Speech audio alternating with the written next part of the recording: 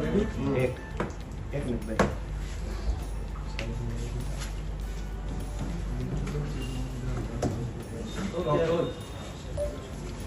રાજકોટ ગ્રામ્ય જિલ્લાના સાપર પોલીસ સ્ટેશનમાં પોલીસ સ્ટેશનથી આશરે 4 કિલોમીટર દૂર વેરાવળ ગામની સીમમાં મસ્ક ફાટક પાસે એક ઓટો એન્ડ રિંગ કારખાના છે. ત્યાં રેલવે ટ્રેકની બાજુમાં એક ડેડ બોડી મળી આવેલ.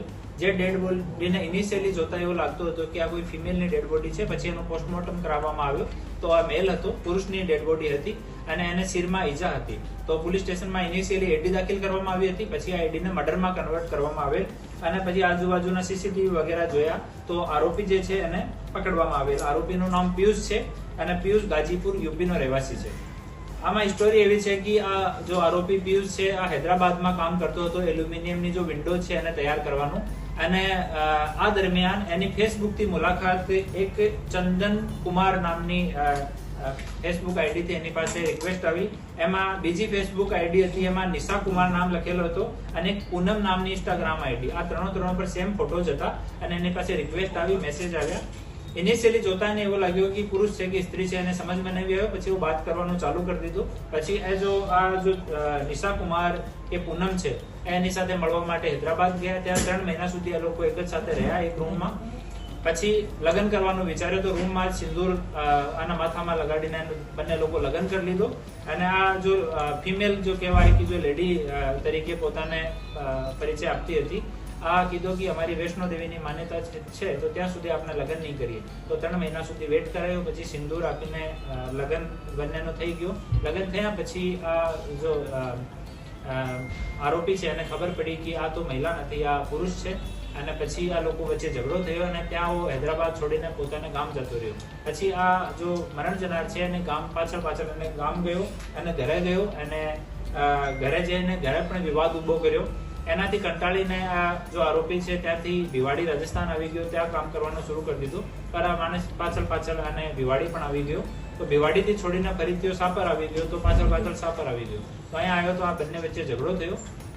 और मरण जनार છે જો હાથ ઉપર આરોપી પિયુષ છે એનું નામ ટેટુ પણ કરાયેલો છે. તો એના દ્વારા પણ એની ઓળખ પ્રતિસ્થાપિત થઈ અને પછી અહીંયા બંને વચ્ચે ઝઘડો થયો અને પથ્થરથી શિરમાં 2 વખત ઈજા કરીને એની મોત નિપજાવી. હાલ આરોપીને અટક કરવામાં આવ્યો છે. આરોપી પોતાનો ગુના કબૂલ કર્યો છે.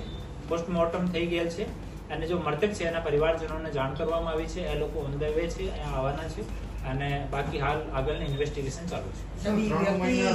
3 મહિના સુધી આ સાથે રહ્યા તો એમને ખબર ના પડી એને ખબર નહીં પડી. એનો નાનો ભાઈ છે, એક વખત એને સેવિંગ કરતા જોઈ લીધો તો એના હાથ ઉપર પણ જો મૃતક છે આ બ્લેડ મારી દીધો હતો.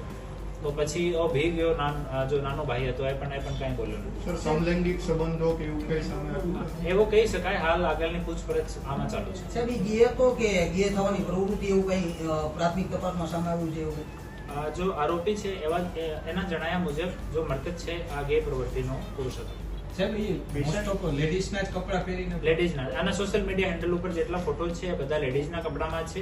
લેડીઝની જેમ જ શૃંગાર કરે છે, લેડીઝની જેમ લાંબા વાળ રાખે છે અને 2-3 જીન્સ એક સાથ પહેરે છે તાકી એનો જો ફિઝિક છે એ લેડીઝની જેમ દેખાય. ના એમાં પૈસાની માંગણીનો નથી. બહુ મતલબ જો આરોપી છે એના પ્રતિ બહુ આસક્ત હતો અને આરોપીને છોડવા નહીં માંગતો હતો મૃતક. તો એનો કન્ટિન્યુ 1 વર્ષ સુધી ફોલો કર્યો. એનાથી કંટાળીને બંને વચ્ચે ઝઘડો થયો અને ઝઘડામાં શિરમાં મારીને એની હત્યા કરી. 3 મહિના સુધી સાથે રહ્યા તો કોઈ શારીરિક સંબંધ બાંધ્યા કે એવું કઈ સામે આવ્યું? પહેલા જ્યાં સુધી લગ્ન નહીં થયું ત્યાં સુધી તો વૈષ્ણો દેવીનો હવાલો આપીને માતાજીનો એને ના પાડી હતી કે ત્યાં સુધી આપણે શારીરિક સંબંધ કે લગ્ન કે પ્રેમ એવું કંઈ વિચારવાનું નહીં. પછી જ્યારે લગ્ન થઈ ગયું એના પછી એને ખબર પડી કે સ્ત્રી નહીં આ પુરુષ છે.